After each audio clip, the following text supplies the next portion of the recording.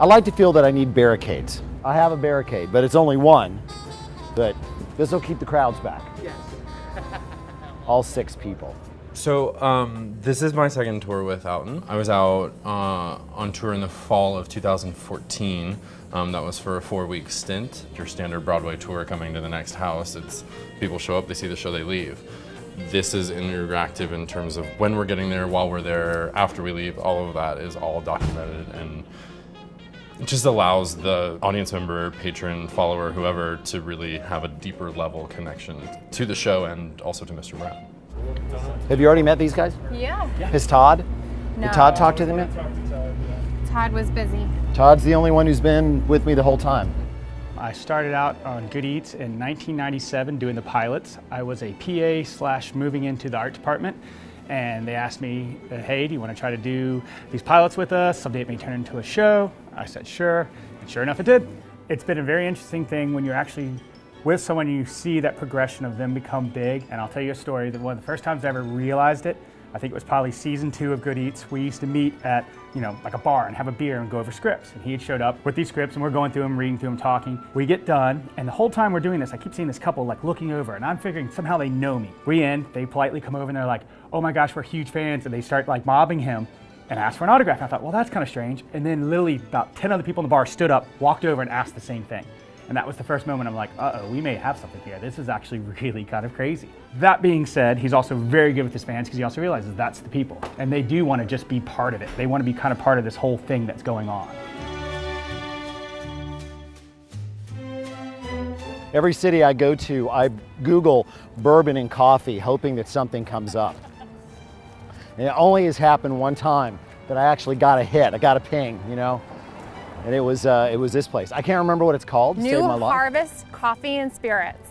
Jaywalking.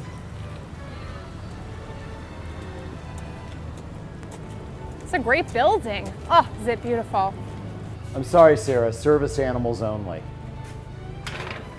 Did you forget your wallet? I sure hope you did. Since the last time you popped in, we built some new shelves, so we have a few more whiskeys than we used to. Do. The fact that you have an Agent Dale Cooper makes me feel so good inside. These guys both got a stay-at-home dad, bourbon, espresso, steamed milk, brown sugar, and cinnamon. I got an Agent Dale Cooper. Bullboy whiskey, Amaro, which is one of my very favorite things on earth, maple, and a damn fine cup of coffee.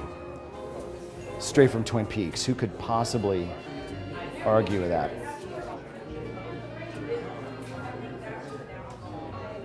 When I first got out of college, before I had any film work, I took a job as a cook at a popular restaurant right on Peachtree Street in Atlanta, about 2 blocks from the Fox.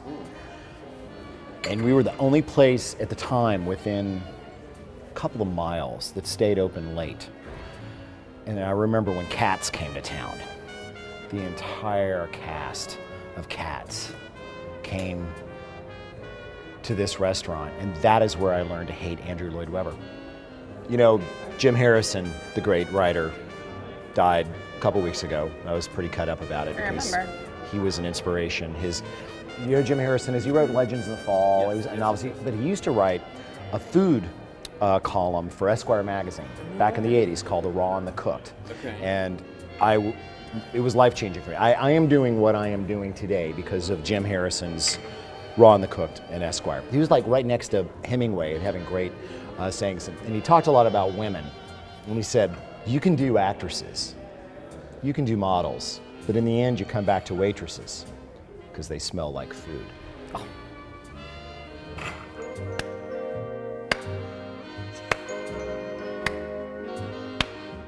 Cut.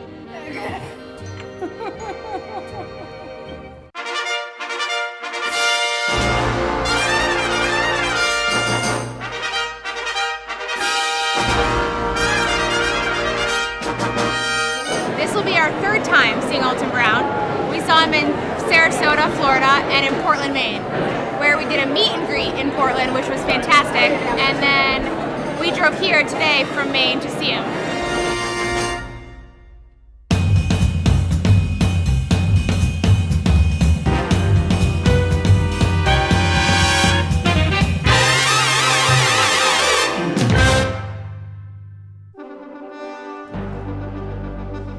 So that's kind of a day. We spent a lot of time on AB Road Eats, try to get a real feel for the community, and then we got to jump in here and actually do the show. And I'm a little nervous because it's almost a full house. Oh, jeepers. Okay, back up. We got a shot to do here. Yeah, get back in here. Just a second. Oh, here. I can't take this out on stage. Take your transmitter. Okay, stay here. Shh, be quiet.